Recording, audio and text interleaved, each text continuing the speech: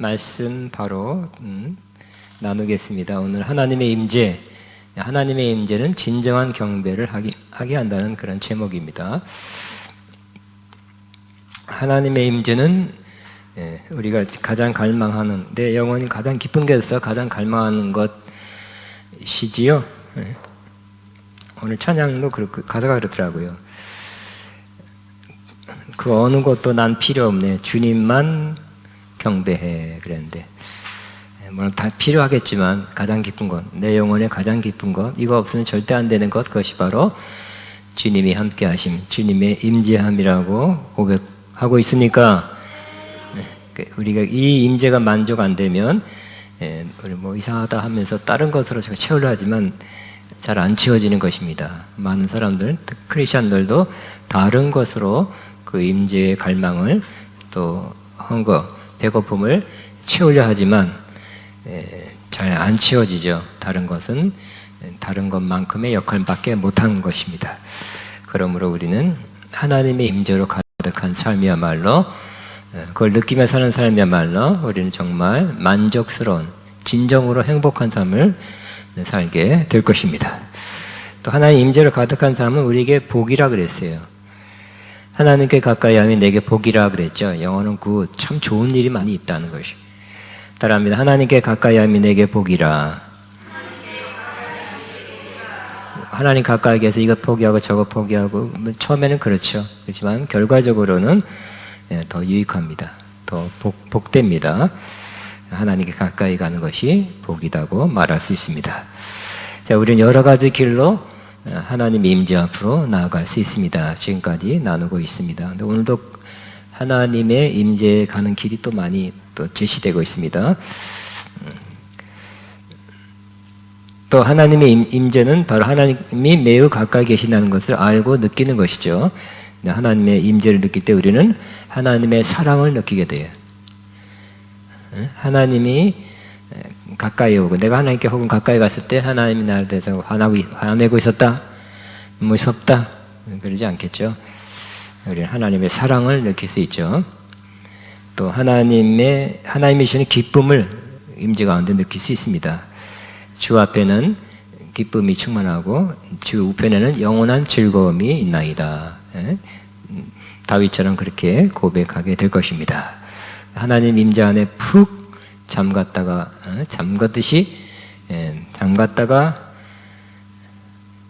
뭐 누가 또 보혈탕 그랬는데 임재탕, 이번에는 임재탕에 들어갔다 나온 사람은 기쁨이 충만하게 나오는 거예요. 아멘. 자, 하나님의 임재를 경험할 때 우리는 진정한 경배를 하게 합니다. 진정한 경배를 해야 되겠죠? 하나님은 그러한 진정한 경배자를 찾는다 그랬잖아요. 그죠? 근데 어떻게 가능합니까? 바로 하나님의 임재 안에서 경배할 때 우리는 진정한 경배자, 하나님이 찾으시는 그 경배자가 됩니다. 그러니까 임재 없이, 그러니까 노래를 잘한다든지 찬양곡을 많이 알아서 뭐 이렇게 좋은 노래를 많이 한다든지 새로운 노래를 많이 한다든지 기교, 아무도 부를 수 없는 수준 높은 노래를 부른다고 해서 꼭 진정한 경배자가 되는 건 아니죠. 박자 틀리고 음정 틀려도 하나님은 진정한 경배자라고 인정한 사람이 있을 것입니다. 그러므로 진정한 경배의 그 핵심, 본질은 뭐냐? 가장 중요한 것은 바로 하나님의 임재를 경험하고 임재 안에서 드리는 경배 예배입니다. 오늘 몇 사람을 소개하는데 6개. 이분들이 전부 하나님의 임재를 경험하고 진정한 경배를 드렸던 사람입니다. 야곱, 첫 번째 야곱입니다. 야곱은 형이 받을 축복권을 속여서 자신이 받아버리고 형 에서의 분노를 피해서 광야를 통과해서 멀리 하란까지, 하란 삼층지까지 피신하러 갔습니다. 그가 광야를 통과할 때 밤이 돼서 한 돌을 가져다가 베개 삼고 거기서 누워 잤습니다. 잠잘 때 하나님 꿈에서 나타났죠. 나는 여호와다. 그리고 나는 바로 네 조상 할아버지 그러니까 아브라함의 하나님, 이삭의 하나님, 야곱의 하나님이다. 네 조상들의 하나님, 그리고 너의 하나님이다. 이렇게 말씀하고 있었죠. 그리고 하나님께서 약속해 주었죠. 뭐라고요? 내가 다시 고향으로 돌아오게 할 것이다. 하나님께 허락한 것 다 이룰 때까지 너를 떠나지 아니하리라 약속해. 따라 너를 떠나지 아니하리라. 예를 들어서 우리는 그죠? 내가 너 또 실수했냐? 내가 지켜보겠다. 이런 하나님이라면 좀 어려워요. 힘들죠? 또 기회를 준다. 잘해봐라. 너 몇 번째, 너 세 번째, 네 번째 쓰러졌지? 실수했지? 실패했지? 또 기회를 줄게. 지켜본다. 그럼 하나님 참 무섭죠? 근데 그런 하나님이 아니라 다시 고향으로 돌아오게 할 것이다. 돌아왔죠, 그죠? 그리고 너를 떠나지 아니할 것이다. 막 돈으로 살 수 없는 그런 확신, 기쁨, 든든함을 느끼게 되었을 것입니다. 우리도 하나님께서 너를 떠나지 않을 것이다는 말씀을 주시고 그에 대한 믿음이 있다면 우리 마음이 정말 든든하게 될 것입니다. 자, 그는 하나님을 처음 만나는 경험을 하였고 하나님께서 떠나지 아니하라는 약속의 두려움, 여기는 두려움, 무섭다는 두려움이 아니라 경외하는 의미에서의 두려움을 느꼈죠. 그래서 뭐라고 고백합니까? 시작. 두렵도다 이것이요 이것은 다름 아닌 하나님의 집이요 이는 하늘의 문이로다 그랬죠. 하나님의 집이면 그래도 좀 다른 집보다 좀 좋아야 되는데 사방을 살펴보니 바닥은 양탄자가 아니라 뭐예요? 흙, 돌, 그리고 뭐 기둥도 없고 벽도 없고 또 아무것도 없어요. 문도 없어요. 근데 뭐라고요? 이것은 다르면 하나님의 집이요 하늘의 문이로다. 하늘이 열렸잖아요, 그죠? 그 사닥다리가 있어서 천사가 오르락내락 하나님 앞까지 오르락내락하는 걸 봤어요. 그러니까 시설이 문제가 아니죠. 하나님 만나는 곳이 하나님 만난 곳이 뭐라고요? 하나님의 집이고 하늘의 문이라는 거예요. 여기 아가페 영어 여기만 그래야만 되겠으니까 여기서 꼭 그렇게 되길 바랍니다. 뭐라고? 하나님의 집이고 또 하늘의 문입니다.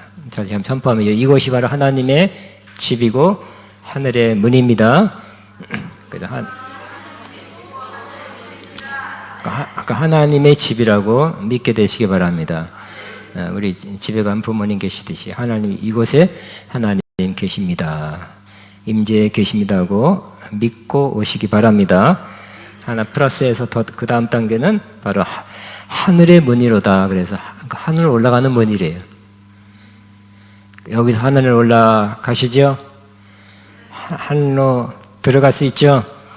물론 지금은 영으로만 들어갈 수 있습니다. 그래서 여기서 하늘 문을 열고 들어가게 되시기 바랍니다. 그리고 그렇게 외치고 나서 자기가 베고 잤던 돌을 기둥으로 세웠어요. 뭐 베개가 얼마나 컸겠습니까? 요만하게 뭐 크지 않는 거 세우고 기름을 붓고 가져온 기름이 있었나 봐요. 그리고 그들이 하나님의 집이다. 굉장히 조금 초미니 내가 캐나다에서 세계에서 가장 작은 예배당이라는 걸 들어가 봤어요. 그랬더니 정말 얼마더라? 몇 명, 3명? 몇 명 들어가면 꽉 찬. 그러니까 워낙 정말 세계적으로 유명한 곳이에요. 가다 오다 다 들려요. 세계에서 가장 작은 교회당이다. 정말 작아요. 가보셨습니까? 근데 여기 더 작은 하나님의 집이 있네. 뭐라고요? 베개, 돌 베개 하나 세워놓고 기름을 부어놓고 뭐라고요? 하나님의 집이 될 것이다. 그러네. 자, 야곱은 인생에 가장 공고하고 외롭고 자기만 홀로 남았다는 생각하고 있을 때 하나님은 그를 찾아와 만나 주셨고 함께한다는 약속을 주셨습니다. 이 경우는 내가 하나님을 찾아 나간 게 아니에요. 찾아 올라간 게 아니에요. 하나님이 찾아오셨죠. 그래서 하나님이 그 어떤 분의 영어 책이 있어요. 하나님 God chase 하나님이 쫓아오는 사람이래. 택한 자, 구원받은 자, 자녀에게 하나님은 광야에 혼자 가는 것을 허용치 않고 쫓아와 주셨죠. 그래서 하나님이 멋진 세계적인 교회에서 은혜를 주신 것이 아니라 만나 주신 것이 아니라 제일 형편없는 곳, 광야, 바닥도 없는 곳, 침낭도 없는 곳에서 만나 주셨어요. 그래서 그 만난 그 이후 뭐 누가 시키지도 않았는데 우러나온 마음으로 진정한 예배를 하나님께 드렸어요. 그러므로 하나님과의 만남, 진정한 임재는 진정한 예배를 드리게 하는 것입니다. 다시 하나님의 만남, 하나님과의 만남 혹은 하나님의 임재는 진정한 예배를 드리게 하는 것입니다. 그러면 여러분도 이런 상황에 있다면 여러분은 그때가 지금 그렇다면 지금이 하나님 만나는 때입니다. 그리고 진정한 예배를 드리게 될 때입니다. 우리가 여러 가지 이유로 곤고하고 너무 힘들 때, 또 누구의 도움을 받을 수 없고 스스로 아무것도 할 수 없다고 느낄 때, 그때가 바로 하나님이 우리에게 다가올 때입니다. 하나님은 우리를 찾아오시는 하나님이죠. 사랑이 우리 하나님, 우리가 하나님 사랑하는 거 사랑한다는 말은 해도 하나님이 우리를 향한 사랑이 더 크죠. 비교해서, 그러니까 사랑하면 찾아가는 거예요. 그죠? 찾아가. 그래서 하늘 보좌에서 이 땅에 찾아오셨잖아요. 마찬가지로 하나님은 우리가 어려울 때, 자녀가 힘들 때, 어려울 때, 공부할 때, 그때 찾아오시는 하나님. 유사한 구절이 시편 34편 18절에 있습니다. 시작. 여호와는 마음이 상한 자를 가까이 하시고 충심으로 통회한 자를 구원하시는도다. 그랬어요. 마음이 상해요. 힘들어서. 그 다음에 죄악 때문에 마음이 낮아서 겸손해서 통회하고 있다면 하나님이 가까이 오셔서 구원해 주신다는 것입니다. 나 야곱하고, 광야에 있는 야곱하고 나랑 지금 나랑 비슷합니다. 한번 손 들어보세요. 뭐가 공고해 이렇게. 어떤 은혜 받을 때입니다. 그렇죠? 여러분, 우리 기독교에 우리나라 이때까지 가장 유명한 훌륭했던 뭐 큰 사역을 했던 목사님들 보면 다 이렇게 가장 공고할 때 하나님을 가장 크게 만났죠. 뭐 우리나라 옛날 뭐 조영기 목사다, 뭐 한정기 목사다, 또 뭐 이충 뭐죠? 갑자기 잊어먹었네. 그런 목사님들은 다 또 우리나라 옛날에는 폐병이 많았어요. 폐병 몇 개에서 만난 하나님이에요. 그래서 정상생활 못하고 요양하고 휴양할 때 하나님 만났다든지, 어려울 때 이렇게 공고할 때 폐병으로 죽느냐 사느냐 산다 해도 나는 정상적인 활동을 못할 수도 있겠다 하는 그러한 곤고한 때에 하나님은 그를 찾아가 만나셨죠. 그러나 그들을 변화시켜서 사람이 할 수 없고 하나님이 할 수 없는, 하나님만이 할 수 있는 그런 역사로 그들을 또 세우시고 또 충만케 하시고 하나님 기뻐하는 일을 하게 하셨죠. 그러므로 어떤 면에서 가장 곤고할 때 하나님은 만날 때라고 생각해야 될 것입니다. 공기는 어떻게 흐를까요? 고기압에서 저기압으로. 근데 여러분이 가장 저기압, 가장 낮은 저기압이라면 고기압에 있는 바람이 휙 글로 불게 될 것입니다. 하나님 마음이 그 사람에게 쏠리게 될 것입니다. 그래서 하나님은 여호와는 마음이 상한 자를 가까이 하시고 충심으로 통회한 자를 구원하시노다 하고 말씀하고 있습니다. 두 번째 예는 바로 다윗의 장막입니다. 다윗은 이스라엘의 우상숭배와 불순종으로 인해 블레셋에 빼앗기던 법궤를 되찾아온 후에 장막은 텐트예요. 텐트에 모였습니다. 법궤는 하나님의 임재의 상징입니다. 그래서 하나님의 임재를 다시 되찾아온 거예요. 그 예루살렘 근처, 그 자기 성 근처에 장막을 지어서 그걸 모셨는데 그것을 다윗의 장막이라 합니다. 근데 그거에서 찬양한 사람 택해서 우리가 몇 주 전에는 어떻게 모셔왔느냐에 대해서 사무엘하 6장을 통해서 나눴죠. 근데 그 모시고 난 후에 어떻게 했느냐 하면 바로 찬양하는 사람도 노래하는 사람 불러서 교대로 24시간 찬양하게 했어요. 아무도 안 듣는 것 같은 3시, 4시 뭐 이런 때도 했겠죠. 그때 왜 했겠습니까? 하나님 들으시라고. 하나님 받으소서. 오 하나님 받으소서. 함께 드리는 제사 찬양의 자 소리 높여 찬양해 주 드리네 하면서 찬양했겠죠. 근데 이건 하나의 상징이죠. 하나님이 법계, 즉 하나님의 임재가 있으면 우리는 언제나 찬양하고 경배한다는 것을 상징하고 있는 것입니다. 법계가 없으면 어떻게 우리는 해야 되니까 하는 거죠. 의무적으로, 율법적으로 또 하나님이 주의 성수 안 하니까 벌 줄 것 같으니까 할 수는 있습니다. 또 해야 될 것입니다. 그렇지만 임재가 있으면 교회에 나가서도 예배하게 되는 거예요. 예배 시간 끝나도 가서 이제 자유 시간이다 하고 이제 뭐 내가 하신 것만 왕창 하는 시간이 아니라 임재 안에 있다면 가면서도 찬양하고 하여튼 집안에서도 경배하고 경배하는 마음으로 또 경배하는 입술로 몸으로 살아가게 될 것입니다. 그러므로 임재는 우리를 하여금 진정한 경배를 하게 하는 것입니다. 그 임재는 꼭 2시간만 있어요? 예배 시간만 있는 거예요? 배터리가 떨어졌다 하면서 임재가 떨어질까요? 아니죠. 임재는 계속되는 것입니다. 그러므로 24시간 계속 된다면 계속 하는 거죠. 근데 우리 몸이 감당치 못하기 때문에 하나님이 이렇게 봐주기도 하고, 좀 쉬어라 하기도 하고, 몸은 그죠? 생활도 하고, 가서 설거지도 해라, 뭐 그럴 수도 있겠죠. 그죠? 하나님의 그 영으로 임한 임재는 계속 함께 한다면 또 불쑥불쑥 우리는 형식을 갖추지 않고 하나님을 경배하게 될 것입니다. 그 다음에 이사야의 하늘나라 하나님 보좌에서의 예배입니다. 이사야 선지자는 자신과 가까이 지냈던 우시아 왕이 죽을 때 그의 영이 하늘로 올라가서 하나님 보좌 앞에 가서 하나님을 만나 뵙는 경험을 했습니다.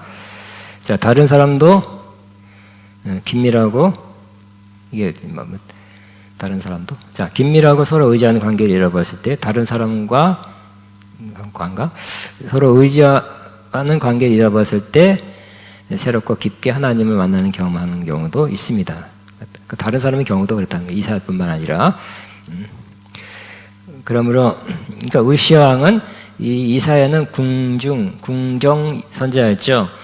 선자가 좀 얼마큼 있었겠죠. 몇십 년, 몇백 년 있었지만 왕 앞에 궁정을 왔다 갔다 하는 궁정 선지자는 별로 몇 명 안 되죠.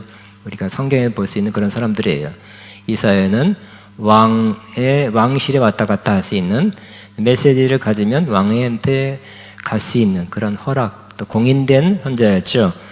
그래서 아마 이사야를 신뢰했고요. 우시아 왕이 또 잘 또 들어준, 또 받아준 이 우시아 왕을 또 서로 잘 상호 신뢰와 의지를 했던 것 같습니다. 그런데 우시아 왕이 죽었으니까 될까요?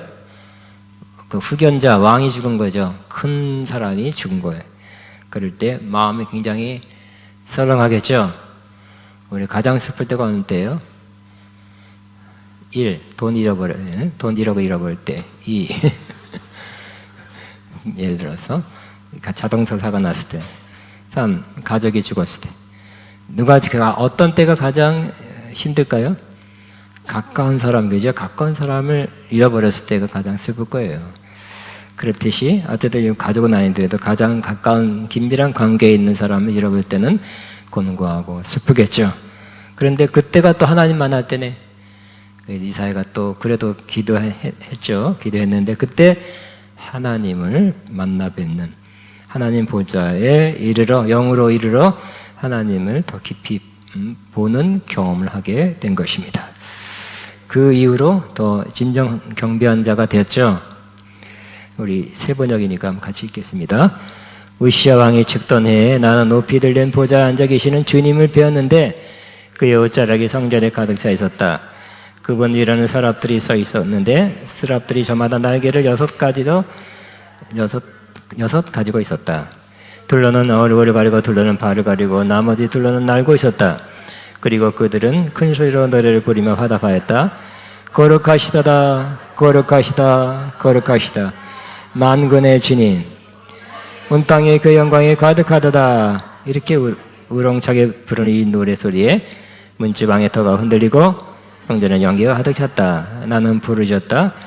재앙이 나에게 닥치겠구나. 이제 나는 지게 되었구나.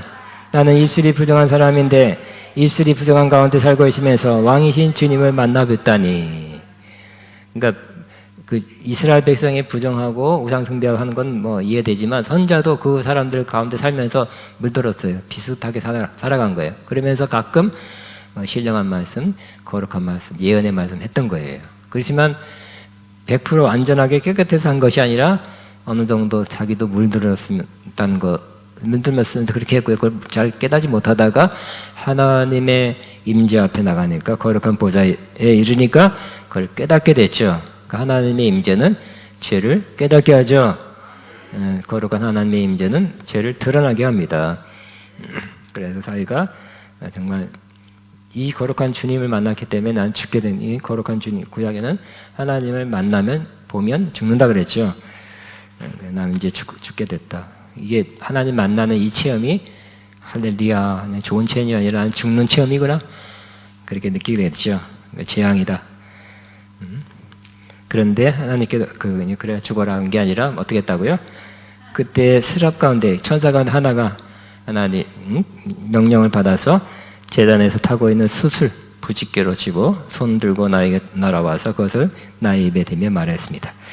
이것이 내 입술에 닿았으니 너의 악은 사라지고 너의 죄는 사해졌다 그랬죠. 이런 하나님 보좌에서 나오는 스프레이예요. 슈퍼에서 파는 스프레이 하면 안 돼요. 튀어요.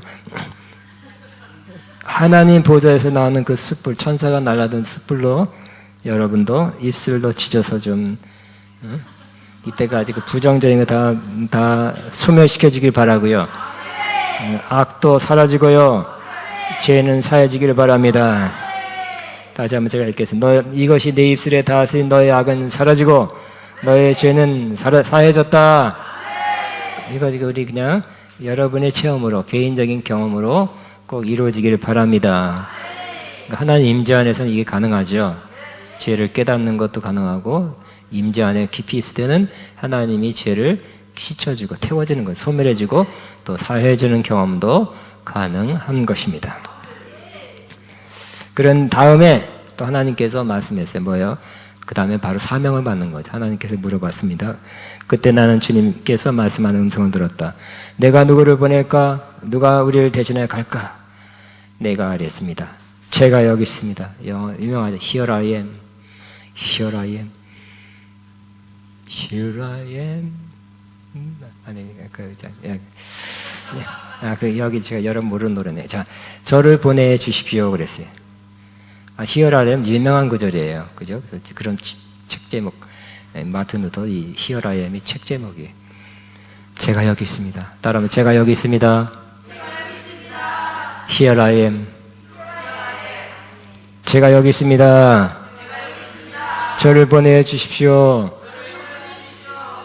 이렇게 죄가 그러니까 하나님 임재를 경험하고 하나님 뵙고 거룩한 하나님을 만나고 또 죄가 사해진 다음에는 뭐가 올라와요? 사명감이 올라오죠. 진정한 사명은 내가 이 세상에서 실패했는데 이 주 안에서 교회에서는 성공하리라. 성공의식으로 하면 안 되는 거죠. 그러니까 성공하려 하지 마시고 하나님의 뜻에 다 충성되이 순종해야지. 하나님은 성공자를 기대하는 게 아니라 순종자를, 충성스러운 순종자를 기대하고 있습니다. 그래서 이와 같이 정결케 된 후에 하나님 만나고 임재 가운데 정결케 된 다음에 깨끗해진 마음에서 올라온 사명감. 내가 여기 있습니다. 또 저 사람 또 나선다. 이런 그게 아니죠, 그죠? 진심으로 우러나온 마음, 주님을 위한 마음이죠, 100%, 그죠? 주님 위해서. 근데 여기 이사 뒤에 읽어보면 그때 당시 말씀을 전하고 예언하는 것이 아주 좋은 데 가서 집회를 하고 대접하고 강사로서 하는 게 아니라 못된 사람들, 이스라엘에 타락한 사람한테 가는 거였어요. 굉장히 힘들어하는 거예요. 그 이사야, 그죠? 톱으로 켜 죽었다 그래요, 결국은. 근데 그래도 가겠습니다, 하죠? 여기 참 잠잠해졌잖아요. 차마 그거는 못합니다. 그렇음 주여.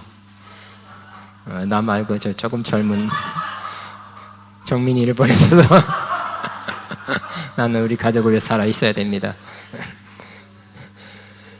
그러므로 그러니까 어려운 그 상황이 정말 하나님의 심판을 앞두고 있는 상황이고 어려운 상황이고 못된 것들이 꽉 차 있는 상황에서 그래도 나를 위해서 누가 갈고 했을 때 누가 우리를 대신해 갈까 했을 때 내가 여기 있습니다.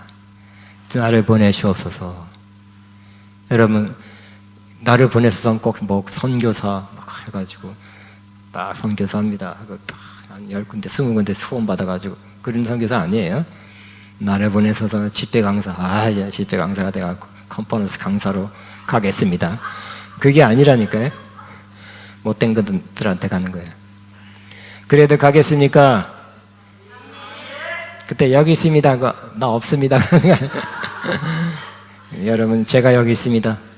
저를 보내주십시오. 그래도 하겠습니까? 네? 저 김기영 저 장로님 보낼까 그냥? 여기 있으니까. 그런데 가시겠습니까? 네? 내년에? 네, 내년인지는 모르지만 어쨌든 이렇게 다 정결케 되고 조금 더 구비해서 가야 되겠죠? 이거는 이제 이사야도 그동안 훈련 연단 다 받았잖아요. 공식 공인 선자였지만 또 남은 한 가지가 있었는데 그것이 해결된 거잖아요. 그죠? 그 전에 훈련 연단은 다 받았었어요. 자, 우리가 하늘에 이르렀다고 느낄 때 또는 하늘이 우리에게 임하였다고 느낄 때 더욱 큰 하나님 임재 안에서 깊은 경배를 하게 되는 것입니다. 그 다음에 동방박사 예배입니다.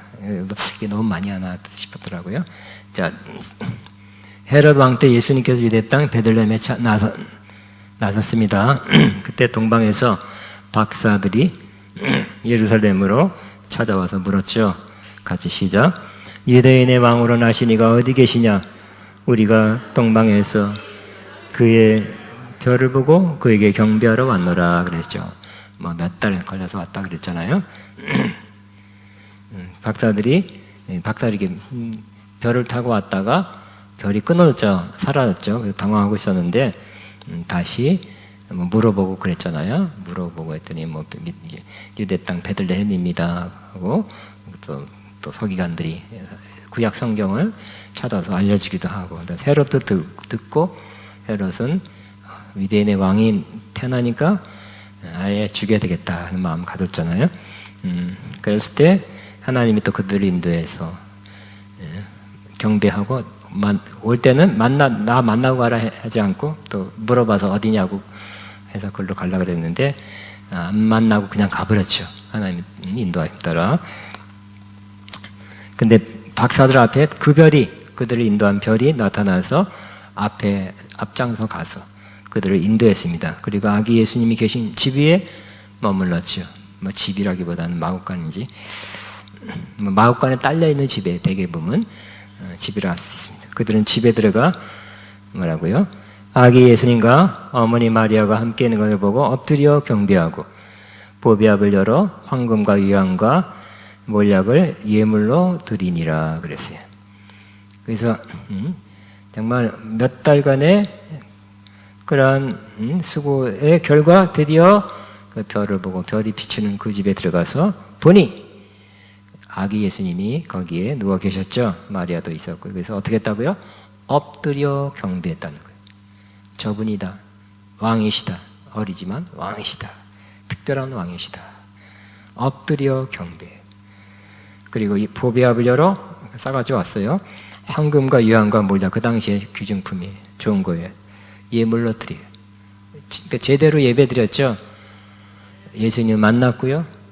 절했고 그 다음에 예물을 드렸어요. 제대로 갖춰서 예배 드린 거네.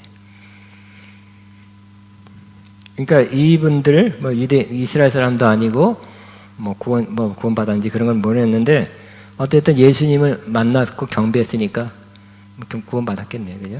예수님을 만나고 믿었고, 그죠? 왕으로 인정했고, 경배하고, 예물 드리고, 믿음의 표현으로. 그러니까 이분들도 진정한 경배를 한 사람 중에 한 사람이 되겠죠.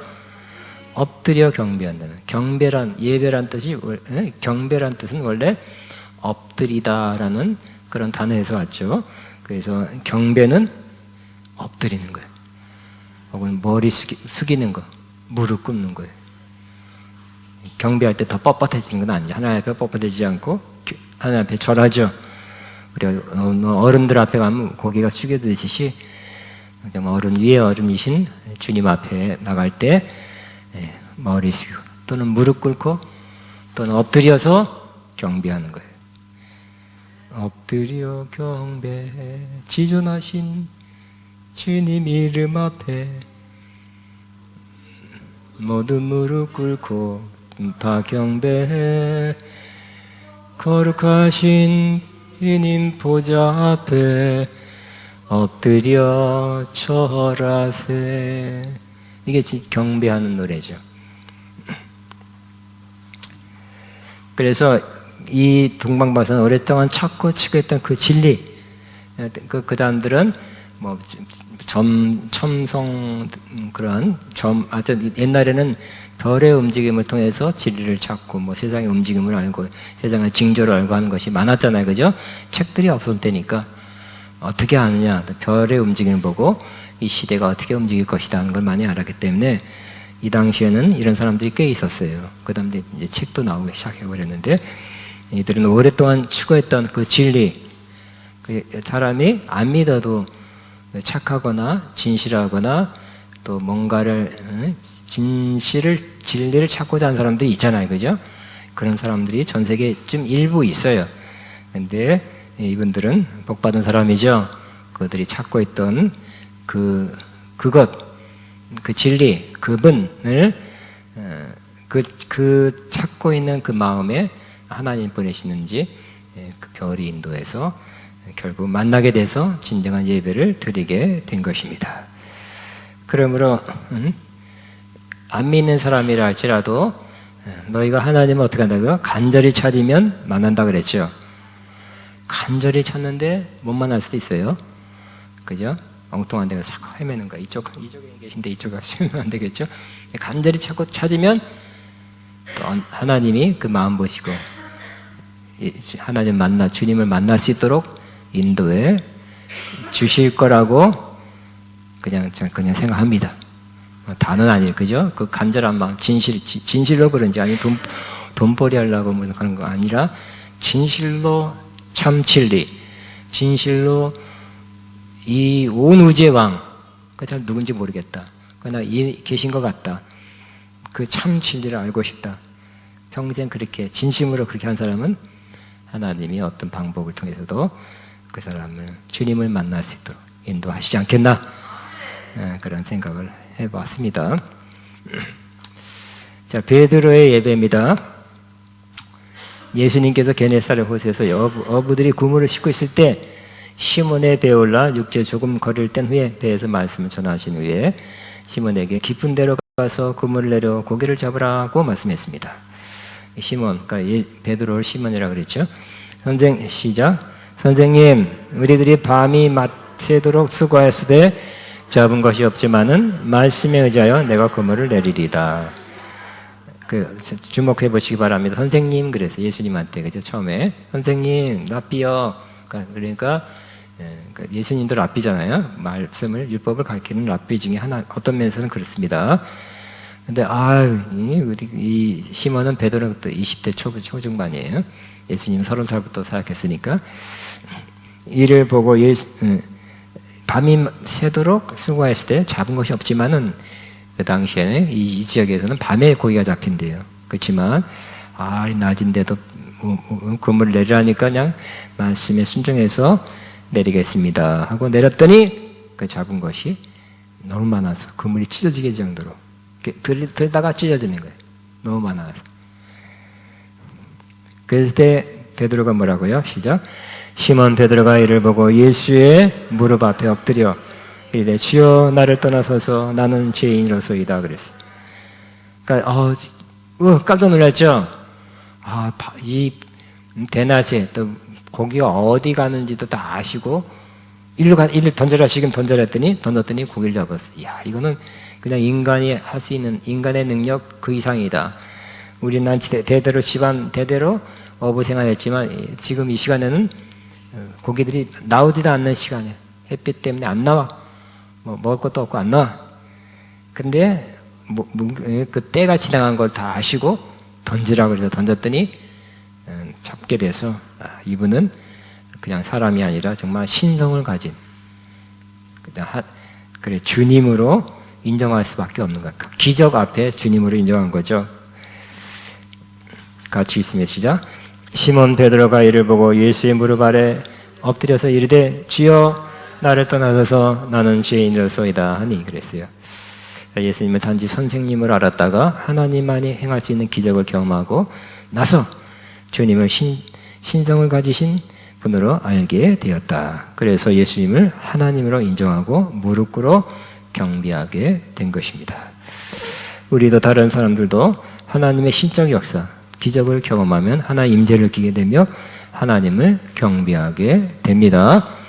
그래서 많은 또 기적 집회, 진짜 기적이라는 곳에 사람들이 구원받는 것도 정말 하나님 살아계실까 했는데 살아계시는구나, 여기 계시는구나 하고 그들이 믿게 되는 거죠. 그들의 그 기적이 구원시키지 못해요. 죽은 자를 멸명 살아난다도 기적이 일어났구나, 놀랍다, 굉장하다, 대단하다, 파워풀하다 해도 구원받는 건 아니죠. 그걸 통해서 예수님을 전해야 되겠죠. 그 마음이 열리는 것이, 열리게 하는 것이 기적이에요. 믿게 하는데 도움이 되는 것이 기적이죠. 그때 복음을 전해야 되겠죠. 살아계신 하나님, 또 하나님의 아들 예수 그리스도를 이 땅에 보내서 우리를 죄에서 구원하고 우리를 영생에 이르게 하십니다. 이 살아계신 하나님이 오늘 역사에도 앞으로 역사할 것이며, 특별히 이 기적보다 더 큰 기적은 우리 영혼이 구원받아 죄에서 용서받아 천국 가는 것입니다 하는 복음을 전하면 더 가장 위대한 기적을 경험하게 되는 것입니다. 그러므로 우리는 이제 다음이나 언젠가 또 할 거예요. 하나님의 임재는 능력이고 기적이라는 것도 할 거예요. 그래서 하나님의 임재 가운데서 하나님 예수님을 그냥 훌륭한 분이다. 4대 성인 중에 하나다. 굉장한 분이다. 이렇게 예수님을 높이는 것 같지만 밑으로 내려서 인간급으로 취급하는 사람들이 요즘 더 많아졌죠. 그래서 그냥 이집트의 신, 일본의 신, 인도의 신, 그 신들 가운데 하나로 이렇게 내리는, 옛날에 그때 이것이 궁금하다는 거, 하여튼 사부작으로 이렇게 했잖아요. 예수님을 그런 신들, 알라 신, 그렇게 내리는, 선지자로만 인정하게 하는, 나중에 알고 보니까 이슬람 회교권에서 돈을 주면서 후원 크게 해가지고 그런 사부작을 만들어서 방영하게끔 수백만이 봤어요. 그렇구나. 예수님의 마호메트, 그냥 그런 선지자, 마호메트보다 조금 못하게 선지자 중에 하나구나. 이사야 그런 급은 된다. 이런 식으로 그렇게 알게 됐죠. 근데 예수님을 우리는 그냥 예수님이 하나님이라고 믿는 것은 쉽지 않아요. 어떤 면에서. 근데 이렇게 기적을 예수님을 통해서 신적 기적을 경험하게 된다든지, 또 하나님이 제가 감동으로 예수님은 하나님이라고 깨닫게 해줄 때는 예수님을 믿게 돼요. 우리 신학교 때 어떤 강사로 오신 목사님이, 큰교회 목사님 오셨는데 그러더라고. 어느 날 차를 타려고 자기 차를 타려고 이렇게 하는데 마음에 그러더래요. 예수님은 하나님이시다 그래서 그랬대요. 그 음성이 딱 들려서 누가 몰라? 그랬대요. 그 목사님이 굉장히 유머가 많은 목사님이에요. 생긴 건 안 그렇게 생겼는데 하여튼 굉장히 웃겼어요. 내가 너무 깔깔깔깔깔 웃었는데 예수님 하나님이시다. 그래 음성인지 소리인지 들려서 문 열다가 누가 몰라? 그랬대. 근데 왜냐하면 예수님 하나님이다 하는 거는 조지신학에서는 배웠거든요. 조지신학 다 하잖아요. 조지신학적으로는 배웠지만 이게 성령의 감동으로 깨달은 말씀이 아니었어요. 그러니까 우리에게 참 지식은 우리에게 유익을 주고 구원에 이르는 그러한 지식은 성령으로 말미암아 깨달은 지식이어야 돼요. 그래서 그 목사님도 회개했대잖아요. 나머지 잊어먹었고요. 성령으로 깨달아서 예수님이 하나님이라는 거, 책 읽어서 하는 것이 아니라 성령의 감동으로 예수님이 하나님이라는 것을 깨닫게 됐다는 기억이 지금 납니다. 그래서 예수님의 신성을, 그러니까 예수님이 물론 인간이지만 참 하나님이고 참 인간이죠. 그런 것, 그러니까 예수님이 참 인간이고 참 하나님이야 우리를 구원할 수 있으니까 그거를 우리는 성령으로 깨닫게 되겠죠. 깨달아야 될 것입니다. 근데 여러 가지 방식이 있어요. 성령님이 직접 깨닫게 되는 방법도 있고, 말씀을 들을 때 성령이 또 듣는 가운데 깨닫게 될 수 있지만, 이렇게 기적을 통해서 주님만이 할 수 있는 기적을 통해서 예수님을 하나님으로 믿게 되는 경우가 있어요. 제가 하나 썼다가 지은 게 하나 또 뭐냐면, 너무 길어져서 도마의 경우가 그러죠. 예수님을 선생님 그랬어요. 선생님 12대다지만 그렇죠. 예수님이 말씀했잖아요. 내가 고난을 받고 죽고 다시 3일 만에 부활해야 되겠다는데 안 믿었어요. 근데 두려워서 모여있는 그곳에 예수님이 벽을 쫙 통과해 나타났잖아요. 도마는 아직까지 의심하고 있는데 도마에 의심하는 걸 알고 여기 봐라, 못자국 구멍이 있지? 창 찔린 옆구리에 구멍이 있지? 손가락 넣어보고 더 이상 의심하는 자가 되지 말고 믿는 자가 되라고 그렇게 말씀했죠. 그때는 회개했죠. 의심했던 의심했던 죄를 회개하면서 뭐라고 고백했습니까? 나의 주, 나의 하나님 그랬어요. 선생님 그러지 않고 나의 주, 나의 하나님이여 그렇게 고백해요. 우리 고백하게 되길 바라면 나의 주, 나의 하나님이여. 여러분의 고백입니까? 내가 하라고 하고 있습니까? 고백입니까? 다섯 사람은 안 하고 있네. 나 몰라요. 예수님은 나의 주, 나의 하나님입니다. 시작. 예수님은 나의 주, 나의 하나님입니다. 입에 말린 지어가 아니라 정말 가장 높으시면 다스리는 분으로서의 주. 그러니까 그 당시에는 로마 황제가 그저 주라 그랬거든. 큐리어스라 그랬어요. 황제가 다스린다. 온 천하를 다스린다. 제일 높다. 그냥 왕이 아니라 황제고 또 신성을 가졌다. 그러니까 커다란 신전을 세워놓고 와서 숭배하고 가라. 그래서 표시로 증을 띄워줄게. 그거 있어야 매매할 수 있다. 그랬잖아요. 그 증 받아 가는 거예요. 근데 예수 믿는 사람 저것들은 뭐라고요? 예수님을 예수는 주? 예수는 주라고 들어 말해. 그는 주 하나님의 영으로 경배. 예수님을 경배한다 그래? 이것들이. 근데 예수님을 주라고 고백할 수 있는 것, 찬양할 수 있는 건 뭐라고요? 고린도전서에는 성령이 아니고서는 예수님을 주라 신할 수 없느니라 그랬죠. 12장에. 그러므로 예수님을 주로 주님입니다. 통치하는 분이고 다스리고 가다 높으신 분입니다. 라고 그렇게 고백할 수 있는 것은 바로 성령으로 인해서 그렇게 할 수 있다고 말씀하고 있어요. 여러분도 성령으로 깨달아져서 성령으로 말미암아 예수님을 주로 고백하고 있죠. 복된 고백이죠. 베드로가 주는 그리스도시요 살아계신 하나님의 아들입니다. 고백했을 때 칭찬받았잖아요. 그죠? 시몬 아너가 정말 복되도다. 네가 그거 아는 것은 사람이 아니라 하나님이 알게 하신 것이다. 이 반석 위에, 그러한 믿음의 신앙 고백 위에 내 교회를 세우리니. 수제가 됐고요. 그 베드로는 가톨릭 같은 경우는 영원토록 그냥 교회의 반석이야. 1호 교황이야. 그러므로 성령으로 깨달아서 성령으로 고백하는 그 고백은 위대한 겁니다. 영원한 것입니다. 복된 것이에요.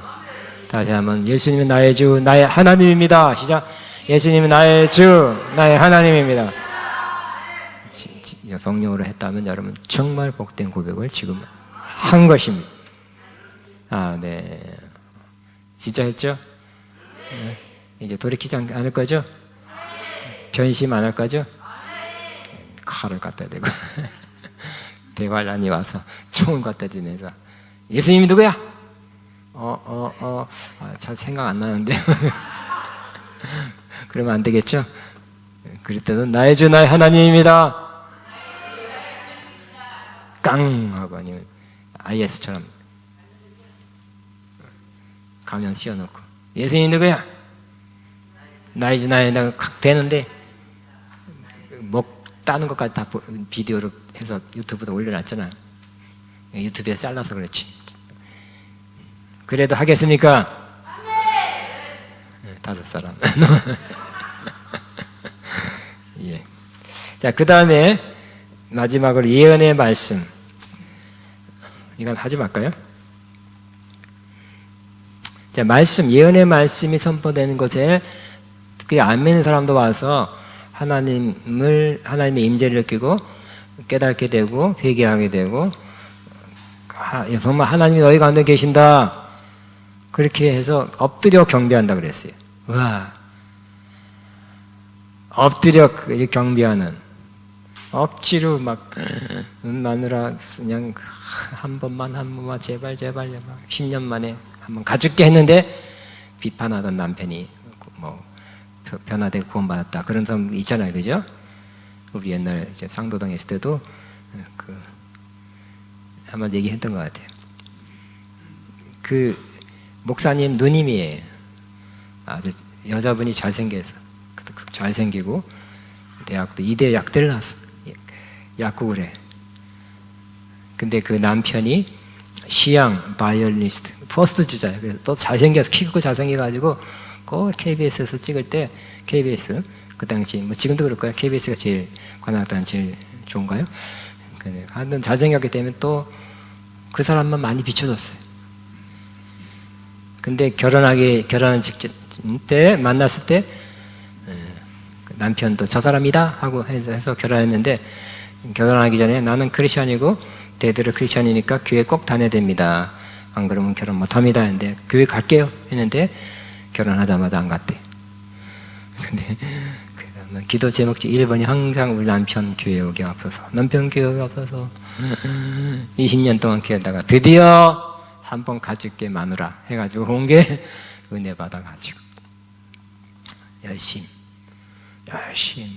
내는 그러한 내가 이제 안수 집사까지 되는 것까지 보고 나왔는데요. 그분이 집도 가봤어요. 파티해가지고 동부 이천동 넓은 집이더라고요. 요즘은 시가가 얼마 가는지 모르겠어요.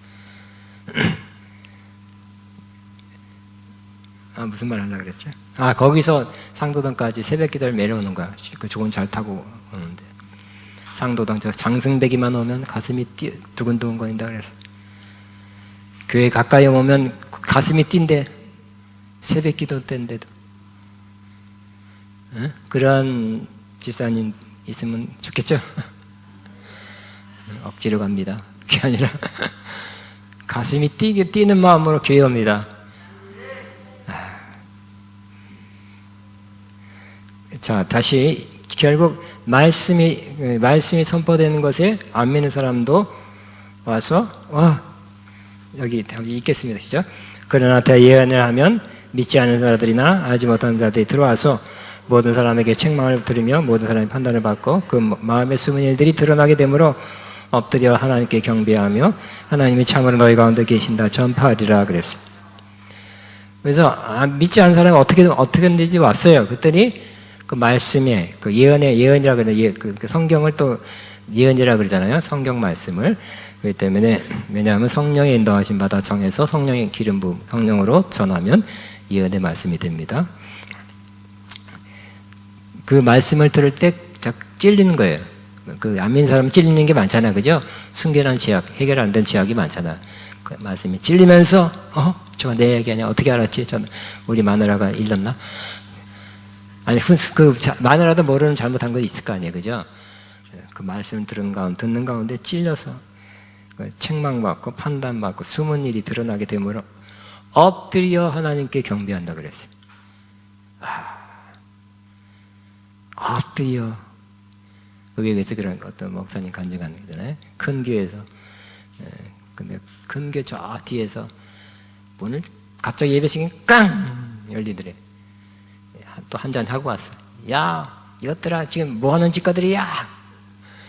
이 넓은 통로로 막 킁킁킁킁. 응? 야, 그래서 이것들이 다 쓸데없는 짓 하고 있어.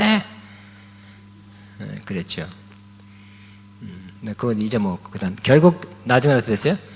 앞에 나와서 주여 나를 불쌍히 여기소서 죄인입니다. 올 때는 기고만장하게 이것들아 어떤 그 교인들의 남편인데 그렇다가 주여 나를 불쌍히 내가 죄인입니다 잘못했습니다 하고 주님을 영접했다잖아요. 그래서 안 믿는 사람도 말씀을 듣는 가운데 말씀이 조금 들어가면 성령으로 전한 말씀이 들어가면 깨달아서 판단받고 책망받고 숨은 일이 드러나서 엎드려서 하나님께 경배하게 된대요. 그 사람이 그렇게 돼가지고 주여 여기 계십니다. 쓸데없이 모이는 것이 아니었습니다. 쓸데있이 모였습니다. 여기에 좋은 곳, 나쁜 곳인 줄 알았더니 좋은 곳입니다. 나를 불쌍히 여기소서 그랬죠. 하나님 말씀이 그런 역할을 하게 된다는 것이죠. 아멘. 같이 11절에서 시작. 그 말씀은 살아있고 힘이 있어 좌우의 날성건마다 예리하며 날카롭습니다.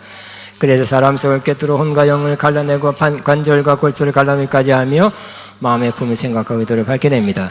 하나님 앞에는 아무 비장을 더 숨겨진 것이 없고 모든 것이 그 눈앞에서 벌거숭이로 드러나 있습니다. 우리는 그 앞에 모든 것이 드러내는 아멘. 저는 저희 아가병원교도 더욱 임재 가운데 드린 예배가 되길 바라고 있고요. 이 거래본 모임 또 컨퍼런스도 정말 강한 임재 가운데 정말 진심으로 경배하는 하나님 만나고 경배하는 그러한 모임들 집회를 예배 되기를 바라고 있어요. 더욱더 그렇게 되기를 바랍니다. 우리 찬양하겠습니다. 우리 지금 이미 주님이 임재해 계십니다. 지존하신 주님 이름 앞에 찬양하겠습니다.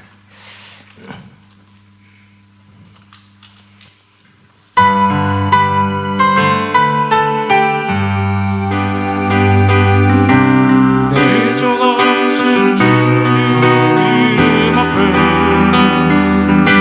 모든 무릎을 꿇고 나 경배해 거룩하신 주님 보좌 앞에 엎드려 절하세. 예수는 그리스도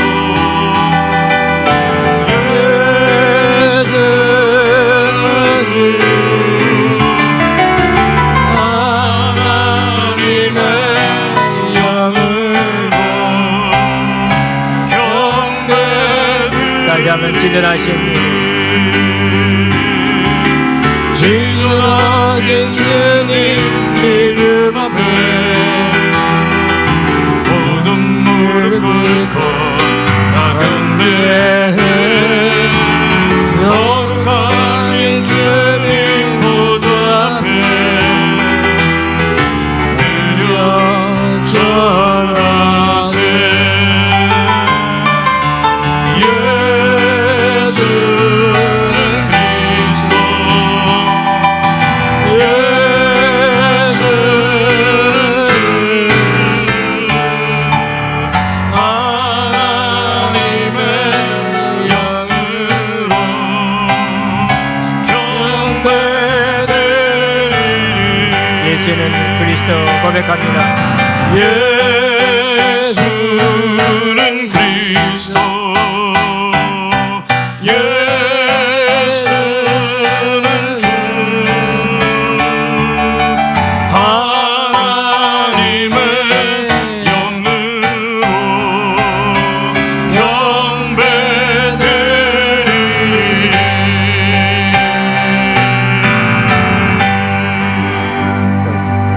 넘기니까 이 주의 친절한 발해한 기세 주의 친절한 발해한 기세 우리 마음이 평안하리니 항상 기쁘고 복이 되겠네. 영원하지 발해한 기세 주의 발에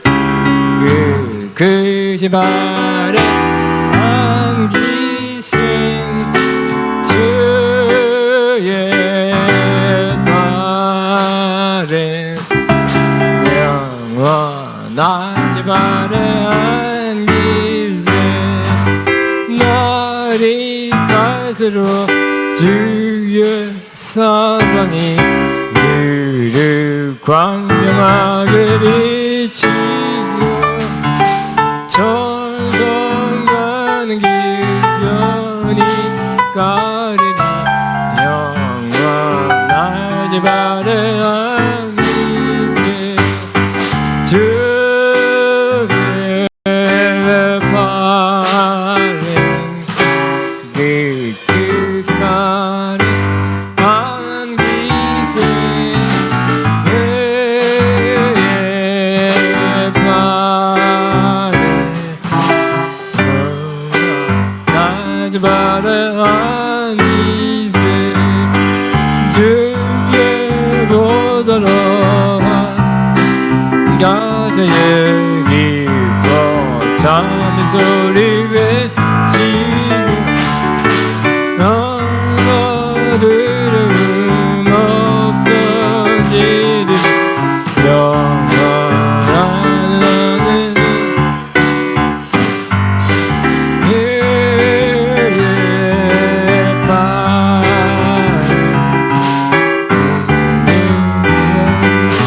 안기세 주의 발에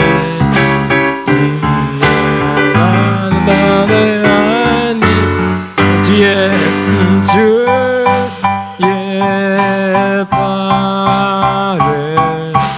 그의 발에 안기세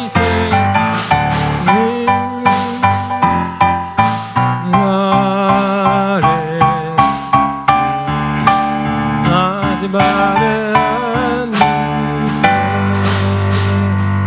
아멘. 임재에 대해서 임재 여러분 또 생각나는 거 있으면 말씀해 주시기 바랍니다.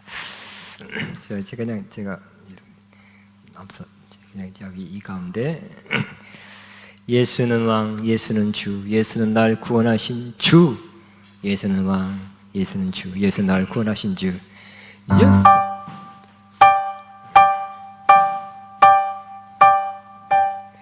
예수는 왕, 예수는 주, 예수는 날 구원하신 주, 예수는 왕, 예수는 주, 예수는 날 구원하신 주, 예수는 왕께 만세, 주께 만세.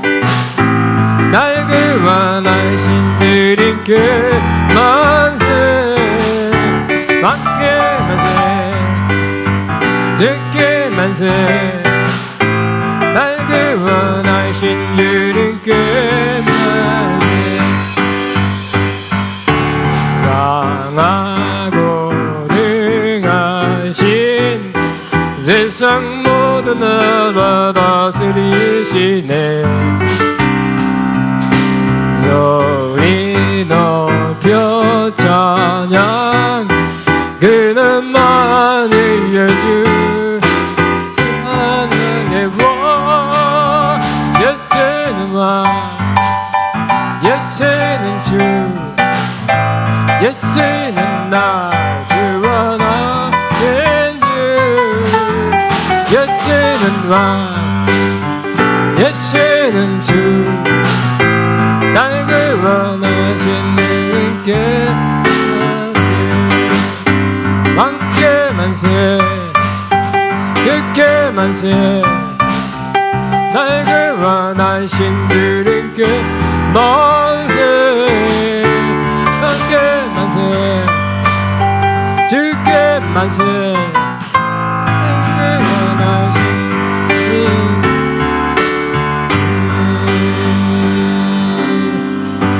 아멘.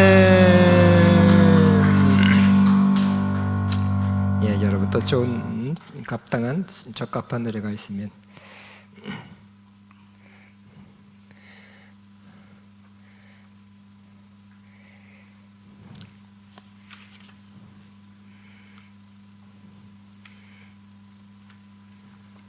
하여튼 경배가 나오니까 당신은 영광의 왕입니다.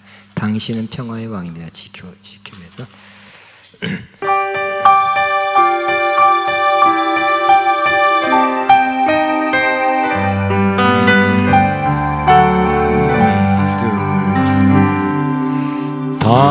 당신은 영광의 왕 당신은 평강의 왕 당신은 하늘과 땅의 주 당신은 정의의 아들 자가 무릎 꿇고 예배하고 찬양하네 영원한 생명 말씀 당신은 예수 그리스도주 호산나 다윗의 자손께 호산나 불러 왕중의 왕 높은 하늘의 영광이 예수님 메시아네 다시 한번 당신은 왕강의 당신은 왕의 왕 당신은 평강의 왕 주님은 하늘과 땅의 주 하나님은 정의의 아들 천사가 무릎 꿇고 예배하고 찬양하네 영원한 생명 말씀 주님은 예수 그리스도주 호산나 다윗의 자손께 호산나 불러 왕중의 왕 높은 하늘의 예수 호산나 호산나 다윗의 아들 호산나 불러 왕중의 왕 높은 하늘의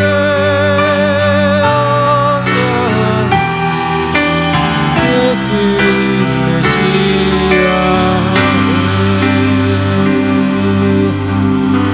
아멘.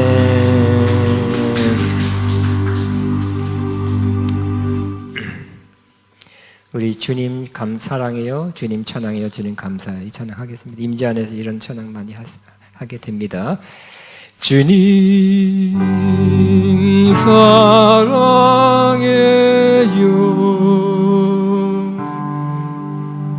주님 사랑해요.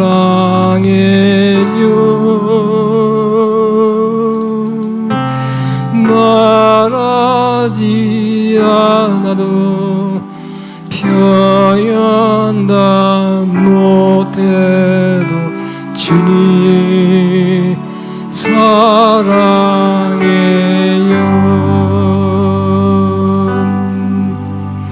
주님 찬양해요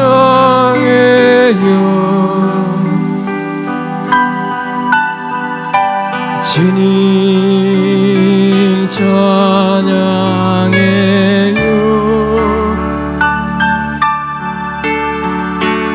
말하지 않아도 병연나 못해도 주님 찬양해요.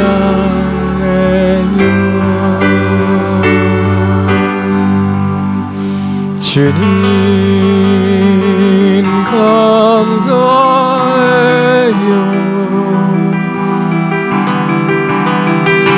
주님 감사해요.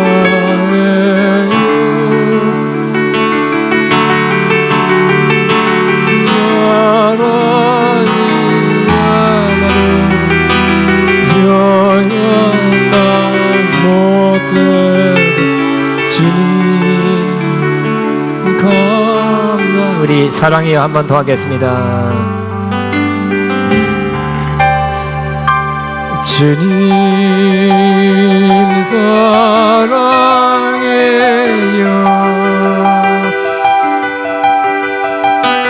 주님 사랑해요.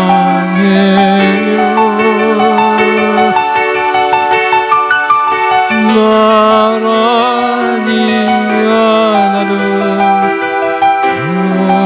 표현나 못해 주님 사랑해요.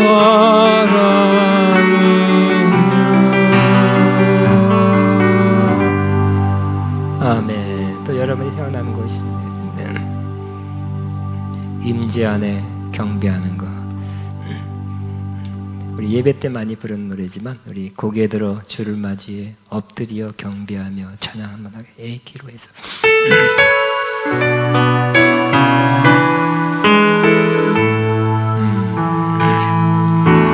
고개 들어 주를 맞이해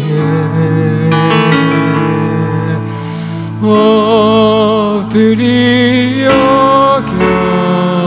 경배하며 찬양.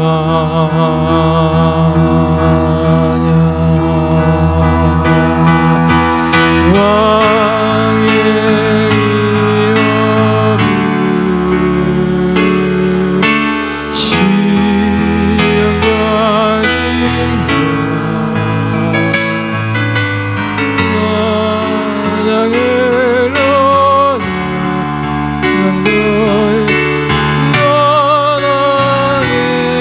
다시 한번 고개 들어 주를 맞이해 고개 들어 주를 맞이해 엎드려 경배하며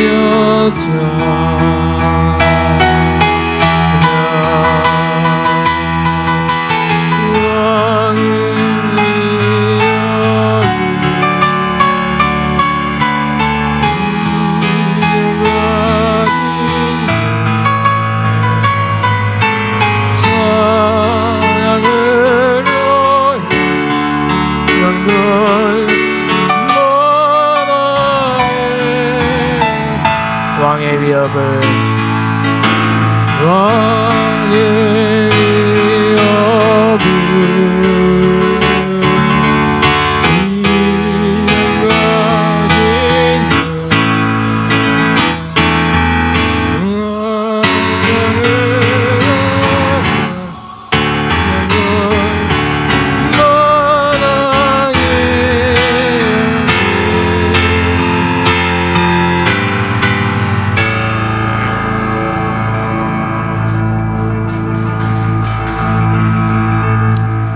임재라는 것은 또 하나님 보좌 앞이죠. 주님의 임재 안 같은 말입니다. 또 보좌 앞에 우리 보좌 앞에 모였네. 함께 주를 찬양하며 하나님의 사랑 그 아들 주네. 우리 보좌 앞에 모였네. 함께 주를 찬양하며 하나님의 사랑 하나님의 사랑 그 아들 주셨네.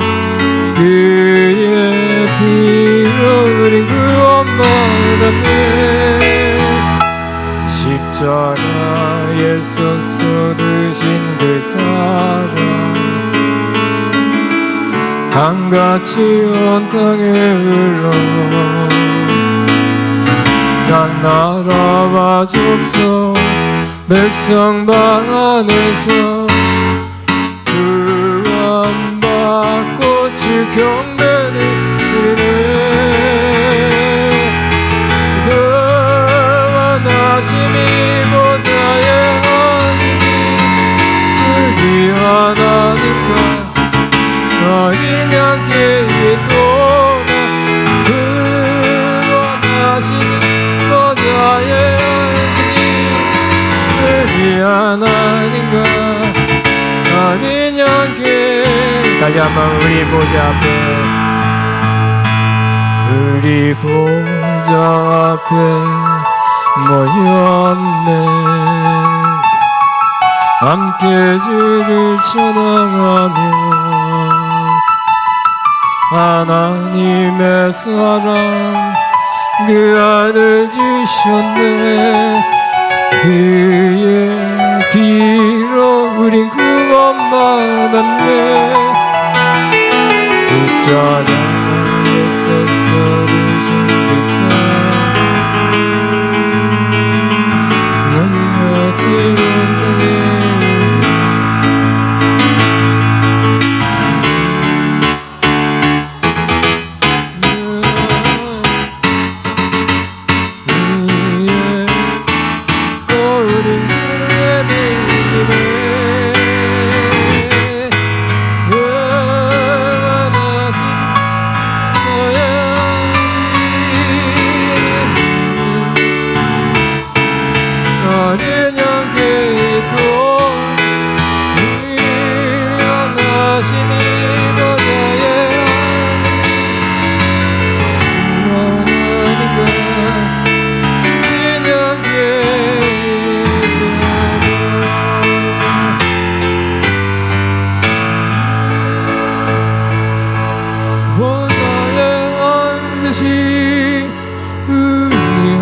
하나님과 어린 양께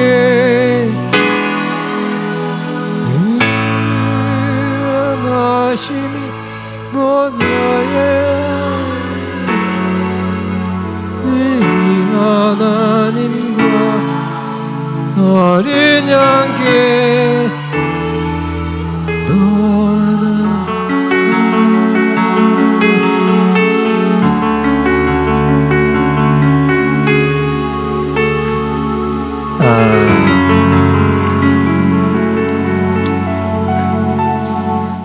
정말 임재로 가득하면 이 주님은 내 호흡 막 숨 쉬듯이 그냥 뭐 노력하지 않고도 그냥 임재를 느끼게 되고 막 임재가 막 느껴지고 임재는 그냥 여기 있으면 여기 나와 함께하고 있습니다. 내 안에 역사하고 있습니다. 그렇게 느끼게 될 것입니다. 주님은 내 호흡, 주님은 내 호흡, 주님은 내 호흡, 주님은 내 호흡, 내 안에 성령 살아계셔.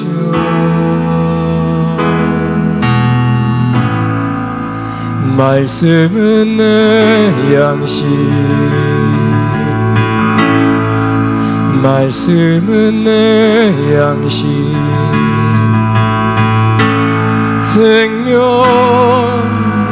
말씀 나누시네.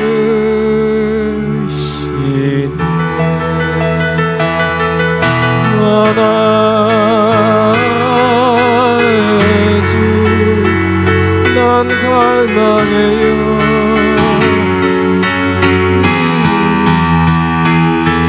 너 주 없이 난 살 수 없네.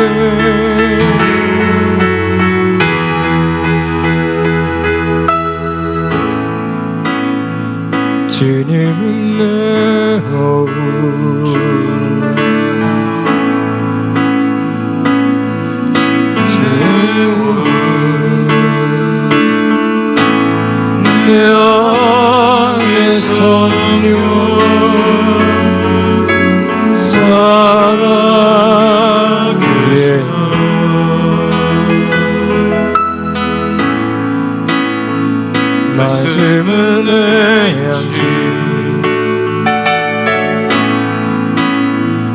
말씀은 내 양식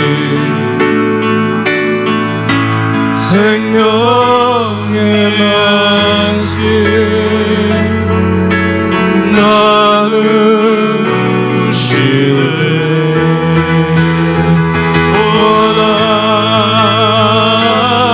나의 주 난 갈망해요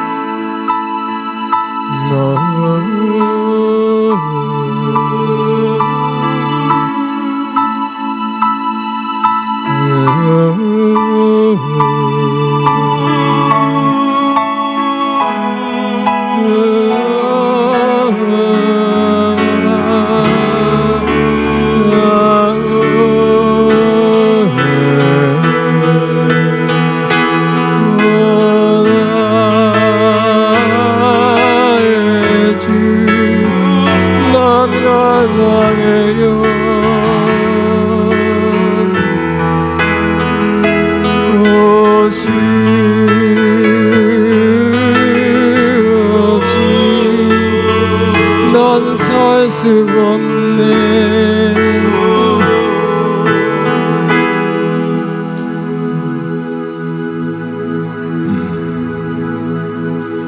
아멘. 임재가 그냥 호흡하는 거 어렵습니까? 호흡장애 아니죠? 그 임재를 쉽게 마시고 나 호흡하고 있어 하는 것처럼 그 임재 가운데 그냥 삶을 평상시 삶을 또 그렇게 살게 되기를 바랍니다. 우리 다시 한번 주님은 내 호흡입니다. 주님은 내 양식입니다. 주님은 내 호흡입니다. 내가 마십니다. 주님은 내 양식입니다. 내가 먹습니다. 아멘. 박수로 마치겠습니다.